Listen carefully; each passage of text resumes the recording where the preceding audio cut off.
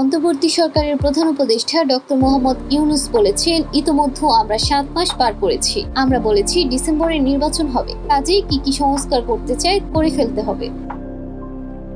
সোমবার রাজধানীর তেজগাঁওয়ে প্রধান উপদেষ্টার কার্যালয়ে আইন শৃঙ্খলা পরিস্থিতি নিয়ে জ্যেষ্ঠ পুলিশ কর্মকর্তাদের সঙ্গে এক বৈঠকে তিনি একথা বলেন। সভায় পুলিশের ঊর্ধ্বতন 127 কর্মকর্তা যোগ দেন। পুলিশের উদ্দেশ্যে প্রধান উপদেষ্টা বলেন, আপনারাও সংস্কারের কথা বলেছেন, কারোর জন্য অপেক্ষা করে। সভায় তিনি বলেন, ভবিষ্যতে যে সরকার নির্বাচিত হবে সেটি হবে আইনের শাসন সরকার, তাই পুলিশকে সে অনুযায়ী দায়িত্ব পালন করতে হবে। ডক্টর মোহাম্মদ ইউনূস আরো বলেন, দেশ বদলাতে হলে একক নির্দেশে নয়, বরং সবাইকে নিয়ে একটি টিম হয়ে কাজ করতে হবে এবং বাংলাদেশে যত টিম আছে তার মধ্যে সবচেয়ে গুরুত্বপূর্ণ টিম হলো পুলিশ।